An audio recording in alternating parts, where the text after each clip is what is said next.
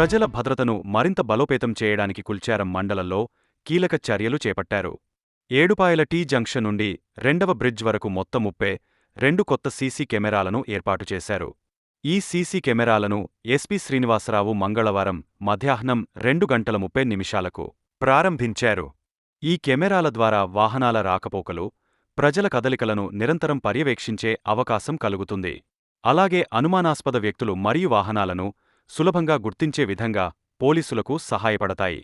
నేరాలను నిరోధించడం, గుర్తించడం మరియు చట్టం సువ్యవస్థను కాపాడడంలో ఈ సీసీ కెమెరాలు కీలక పాత్ర పోషించనున్నాయి.